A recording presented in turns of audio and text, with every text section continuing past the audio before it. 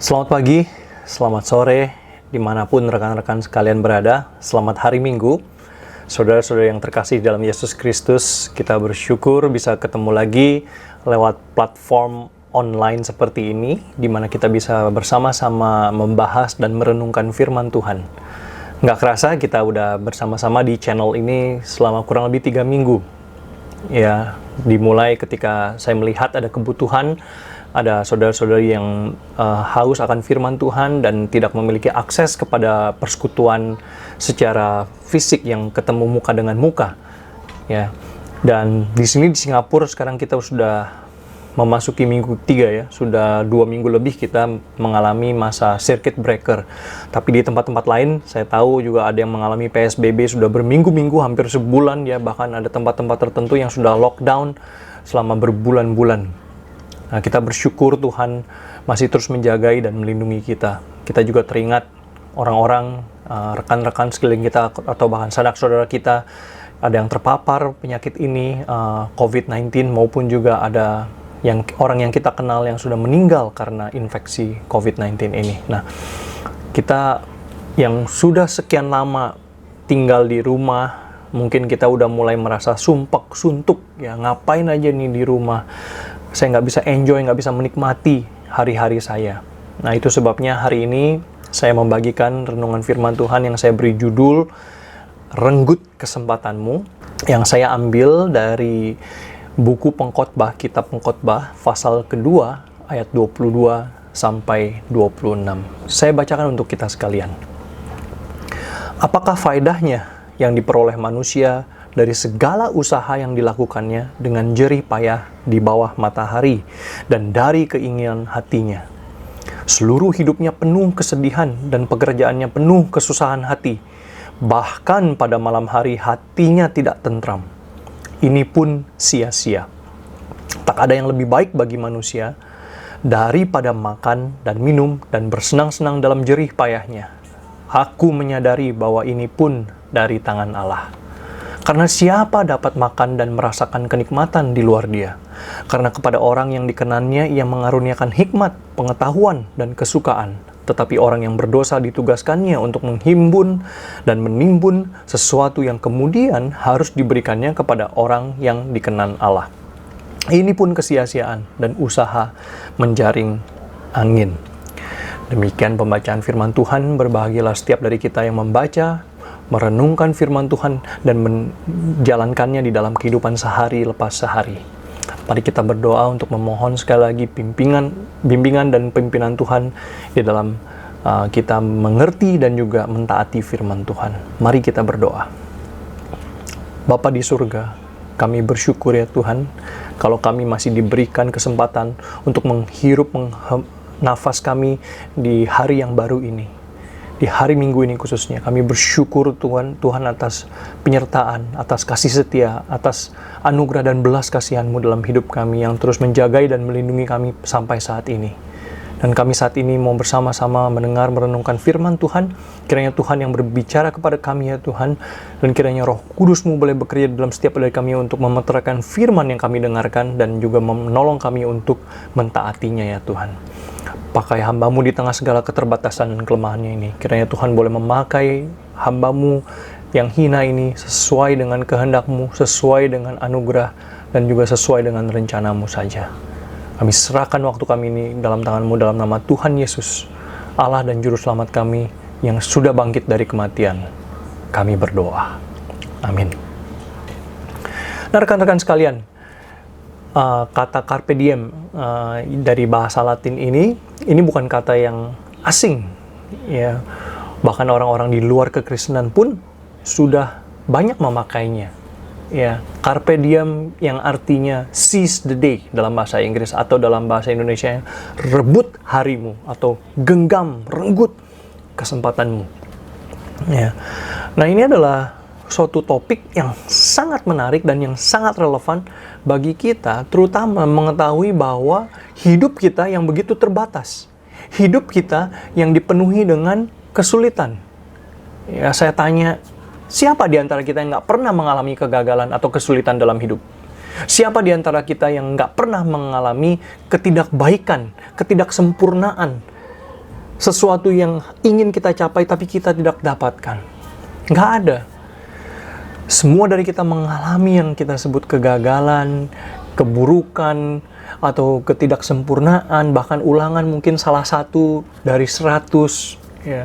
Atau kita menanam sesuatu, tanaman, tapi bukannya berbuah, malah layu, mati. Kita masak, nggak enak, keasinan, kemanisan, kurang nggak ada rasa.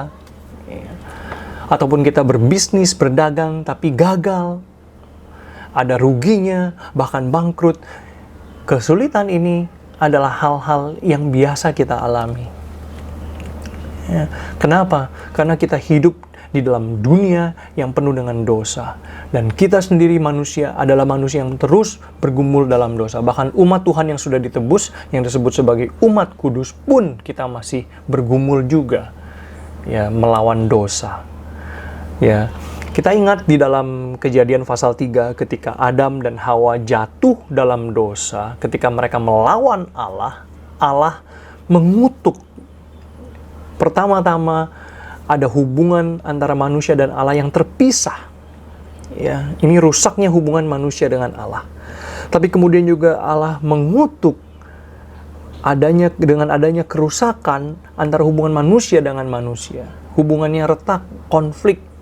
Ya, waktu Adam dipanggil Allah, ditanya kenapa kamu makan makanan buah yang terlarang ini, Adam langsung menunjuk Hawa ini, perempuan ini, ya, yang menyuruh saya memakannya. Perempuan yang engkau tempatkan di sisiku ini. Lalu kemudian ketika Allah menunjuk kepada Hawa, Hawa menunjuk ular. Ya. Dan kemudian rusaklah hubungan antara manusia dan ciptaan Tuhan dengan alam semesta.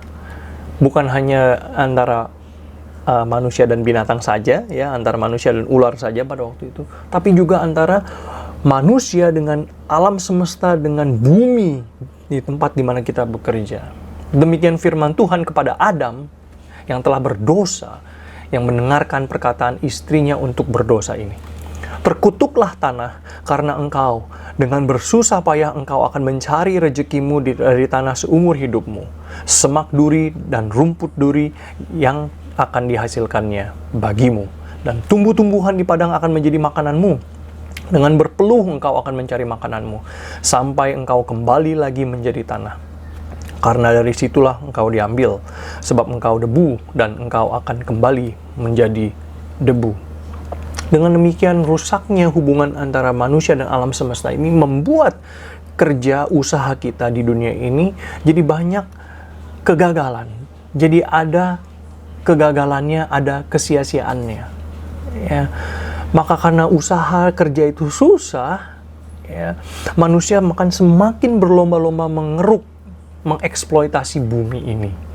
Karena kita tahu kadang-kadang kita melakukan sesuatu belum tentu jadi, ya, menanam belum tentu jadi, malah yang dihasilkan justru semak belukar, duri yang dihasilkan. Maka demi kita bisa meraup sebanyak-banyaknya, kita semakin giat mengeksploitasi bumi, ya.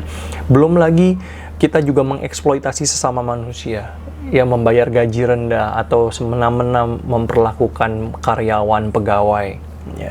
Belum lagi manusia dengan manusia berkompetisi, siapa yang lebih banyak bisnisnya, siapa yang lebih banyak untungnya, siapa yang lebih banyak wilayahnya, siapa yang lebih banyak kekuasaannya, berkompetisi. Dan akhirnya bumi yang dirusak ini makin berpolusi, ya.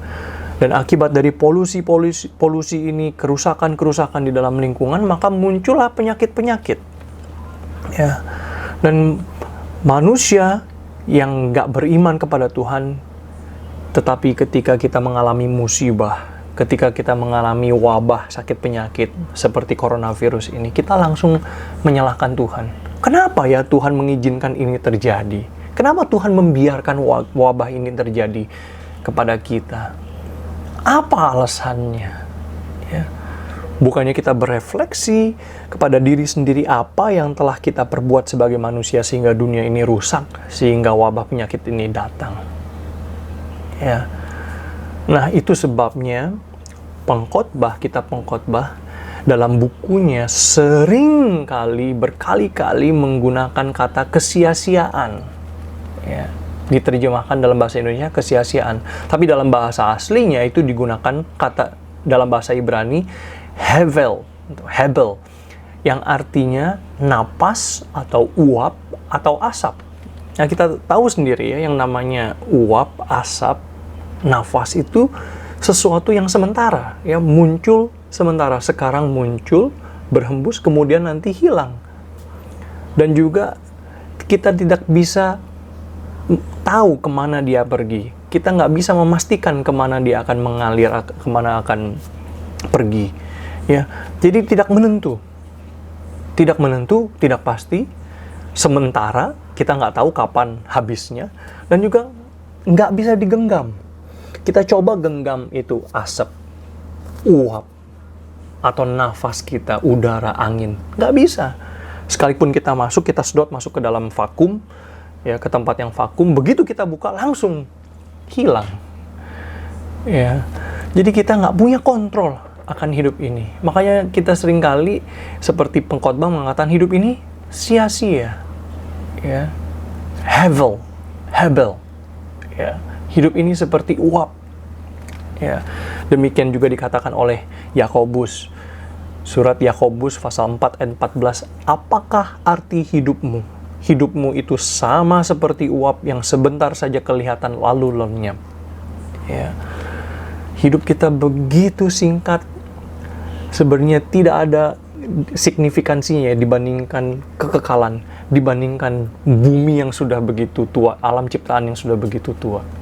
Kalau begitu, apakah benar hidup ini nggak ada artinya? Apa sih artinya hidup kita dengan demikian? Bukan berarti bahwa hidup kita nggak ada artinya sama sekali. Walaupun hidup kita itu singkat, ya, seperti uap.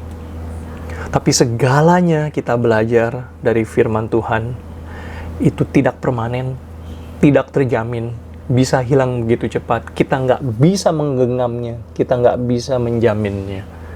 Nggak ada yang bisa menjamin kalau kerja keras kita atau hasil kerja keras kita itu bisa kita nikmati atau kita bisa menyimpan seterusnya. Ya, bahkan kalau kita serahkan kepada orang lain pun, mungkin anak-anak kita, generasi keturunan kita juga nggak yakin apakah mereka bisa menyimpannya dengan baik atau enggak. Ya, di kitab Pengkhotbah sendiri diberikan banyak contoh. Ya. Kematian itu yang akan dialami semua orang. Kita nggak bisa mengontrolnya.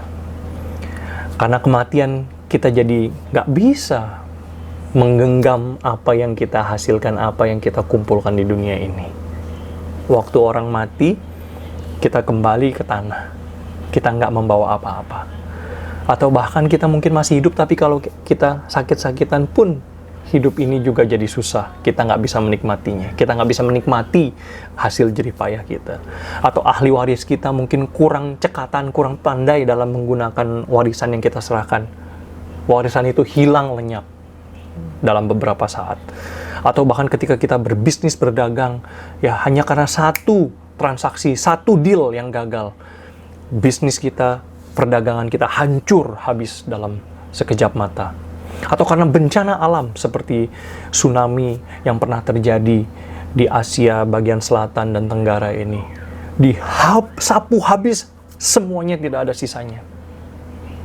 Atau seperti krisis global, financial crisis yang pernah kita alami tahun 97-98, tahun 2008-2009, dan juga saat ini financial crisis, global crisis yang terjadi karena ada wabah coronavirus ini. Bagaimana respon kita sebagai manusia? Ya. Nah, itu sebabnya banyak orang yang kemudian meniru apa kata pengkhotbah. Ya. Carpe diem, seize the day. Ya, carpe diem itu dari bahasa Latin yang diterjemahkan rebut harimu. Memang kitab pengkhotbah nggak mengajarkan, nggak menggunakan kata carpe diem ini secara eksplisit, tapi konsepnya, idenya ada di situ. Tapi ide seperti apa yang diajarkan oleh pengkhotbah mengenai carpe diem? Seize the day, rebut harimu. Bukan berarti kita menikmati hidup ini dengan nafsu yang tidak terkontrol. Ya, mengumbar nafsu. Nggak peduli akan kepentingan umum atau kepentingan masyarakat, nggak peduli akan masa depan, nggak peduli akan akibat atau konsekuensinya. Ya, akhir-akhir ini ada yang namanya YOLO, ya, you only live once. Kamu hanya hidup satu kali. Maka dari itu, kamu lakukan apa aja yang kamu mau. Nggak usah peduli, nggak usah khawatir akan apa konsekuensi akibatnya. Nggak usah peduli nanti kamu besok jadi apa, akan makan apa. Yang penting kamu nikmati sekarang aja. Kenapa? Karena kamu hanya hidup satu kali. Ya, kamu bisa mengumbar nafsu kamu, apapun yang kamu mau itu ya. Nafsu seks, nafsu mungkin alkohol, ngobat, ya, mabuk-mabukan, berjudi, ya, main perempuan, apapun itu, silahkan kamu nikmati sebisa mungkin. Kenapa? Karena kamu hanya hidup satu kali. Apakah ini yang disebut dengan carpe diem atau merebut hari, merenggut kesempatan yang diajarkan oleh kitab Pengkhotbah? Nggak demikian. Ya. Sangat disayangkan bahwa banyak orang yang berpikir tentang carpe diem itu seperti ini. Ya. Termasuk akhir-akhir ini di dalam masa-masa wabah coronavirus ini, banyak orang juga yang hanya memikirkan diri sendiri. Ya, saya hanya hidup sekali, kenapa saya harus peduli sama kesehatan orang lain, kepentingan masyarakat. Ya, baru-baru ini di Amerika Serikat, di Michigan, ya, ada sekelompok orang yang protes dengan membawa senjata api. Mereka memprotes pemerintah Michigan untuk melepaskan status lockdown. Jadi mereka nggak mau di lockdown. Ya, mereka udah capek, dikurung di rumah, nggak bisa kemana-mana. Mereka menuntut pemerintah Michigan untuk stop lockdown. Ya, biarkan kami keluar. Ya. Bahkan mereka bisa mendorong orang lain, orang-orang yang lainnya untuk kamu bisa melanggar apa yang kata pemerintah. Kamu nggak usah dengerin apa kata pemerintah, ya, untuk tinggal di rumah. Silahkan kamu langgar, silahkan kamu keluar aja. Ya, ini adalah hak asasi kita, hak pribadi kita. Ya, sangat disayangkan sekali, rekan-rekan sekalian. Apakah seperti ini carpe diem atau merenggut kesempatan yang diajarkan oleh pengkhotbah? Tidak demikian. Ya. Apa kata pengkhotbah? Pasal 2 ayat 24. Tidak ada yang lebih baik bagi manusia daripada makan dan minum dan bersenang-senang dalam jerih payahnya. Aku menyadarinya bahwa ini pun dari tangan Allah. Ya. Jadi apa kata pengkhotbah? Kata pengkhotbah, nikmati jerih payahmu, hasil jerih payahmu di dalam Tuhan. Nah, apa bedanya dengan orang yang juga menikmati hidup, menganut konsep carpe diem ini, secara YOLO, ya, hanya hidup sekali, umbar nafsu kamu. Ada beberapa, ya, perbedaan yang penting yang harus kita perhatikan. Yang pertama adalah kita menikmati hidup ini, pemberian Tuhan, hasil jerih payah kita di dalam Tuhan, bukan karena kita layak, bukan karena Tuhan harus membayar kita atas jerih payah kita, tetapi kita sadar ini hanyalah karena anugerah Allah semata-mata.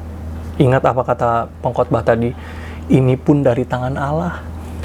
Maka kita menikmatinya dengan sikap bergantung, percaya, beriman kepada Tuhan yang memberikannya. Maka ketika Allah tiba-tiba mencabut kenikmatan tersebut, ketika Allah tiba-tiba mengurangi kenikmatan tersebut dari kita, kita harus diam di rumah, dikurung, ya, selama masa wabah ini.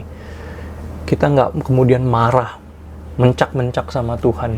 Ya, ini hak saya, ini hak asasi saya, ini hak pribadi saya.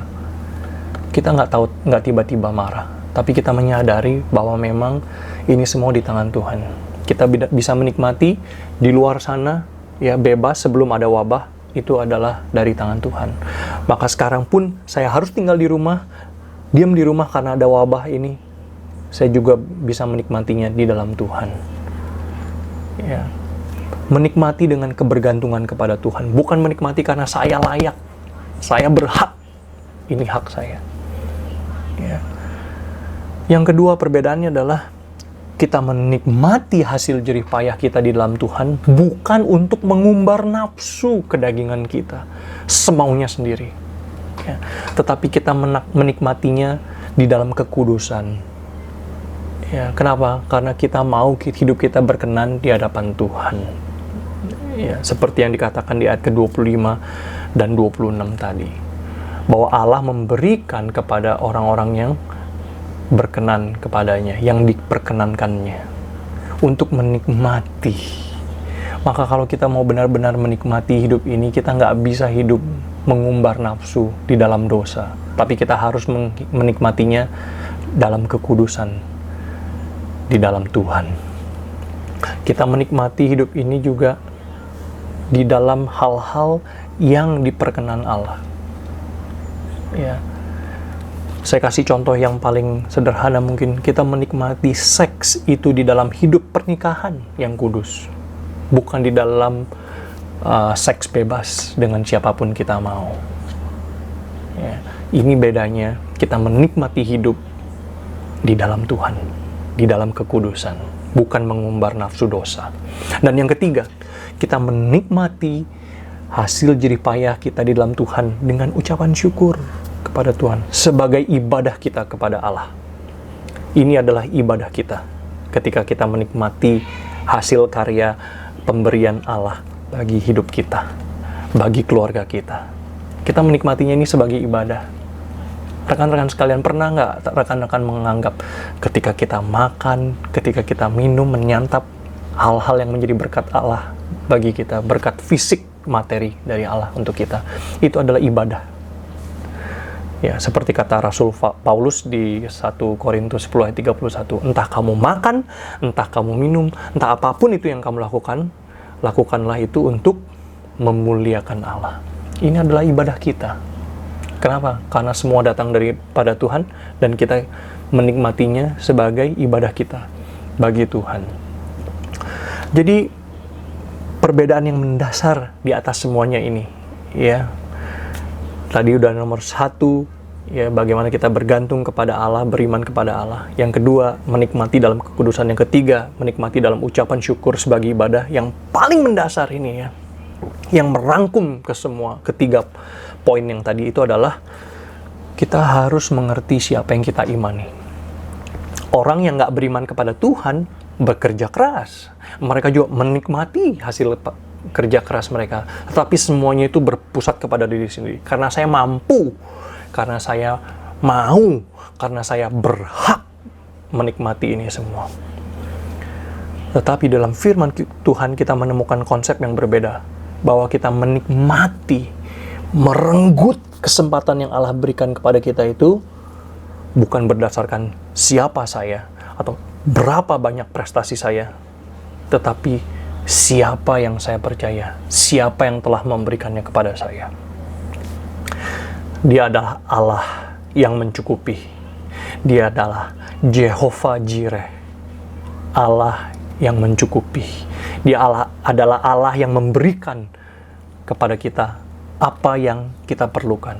Seperti Yakobus 1 ayat 17 katakan, setiap pemberian yang baik dan setiap anugerah yang sempurna datangnya dari atas, diturunkan dari Bapa segala terang, padanya tidak ada perubahan atau bayangan karena pertukaran.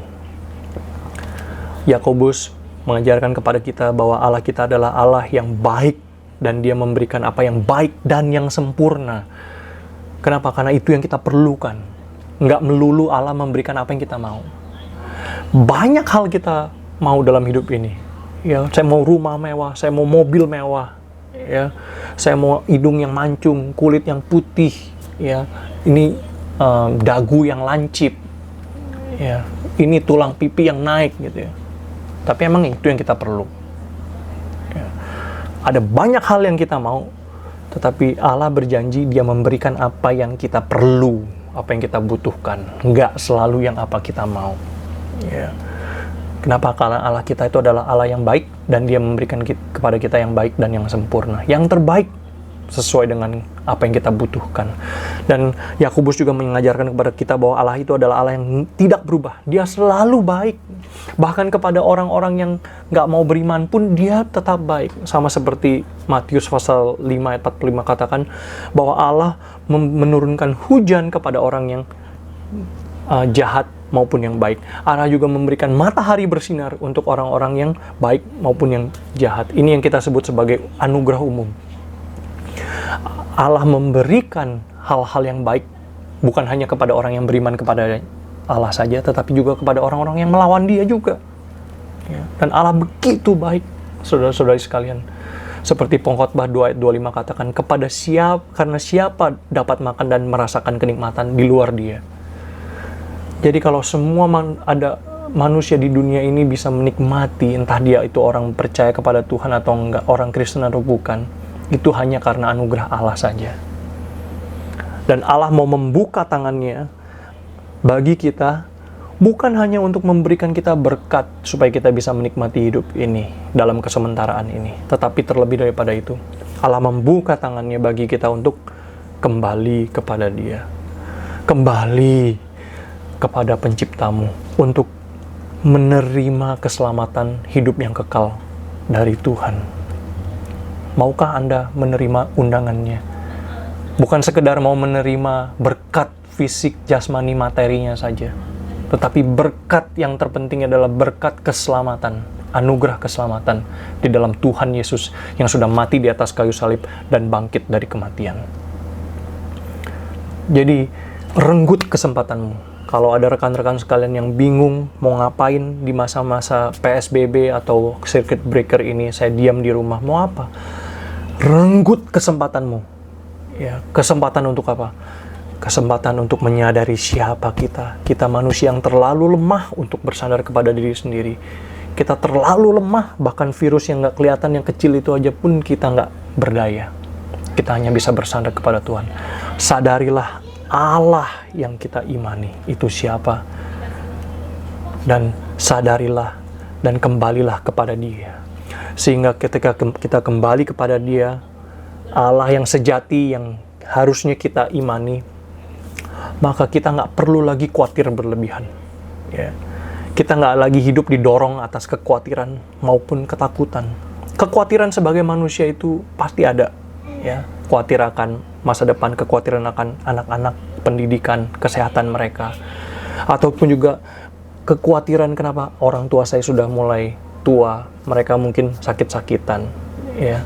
Tetapi jangan sampai hidup atau kerja keras kita atau bagaimana kita menikmati hidup ini didorong oleh kekhawatiran maupun ketakutan.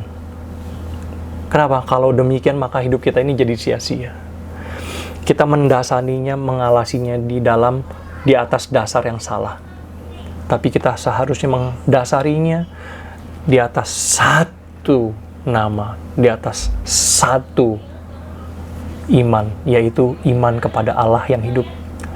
Allah pencipta langit dan bumi, Allah yang mengaruniakan kepada kita segala yang baik, Allah yang memberikan anak yang tunggal Yesus Kristus untuk menebus kita dari dosa.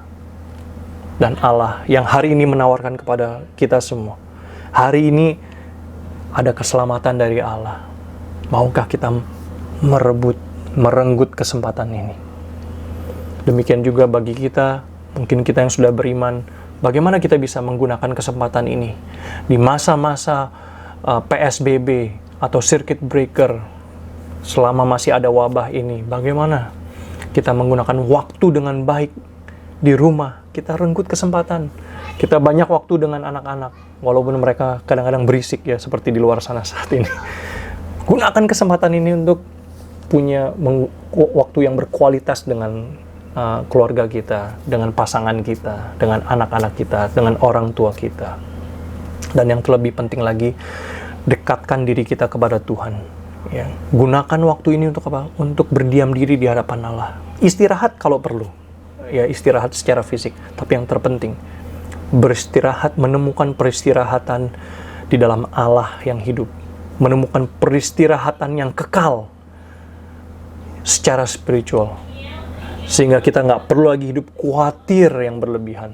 Tetapi kita bisa menikmati hidup ini, karena hidup ini adalah pemberian Tuhan. Kiranya Tuhan memberkati dan melindungi kita sekalian. Amin.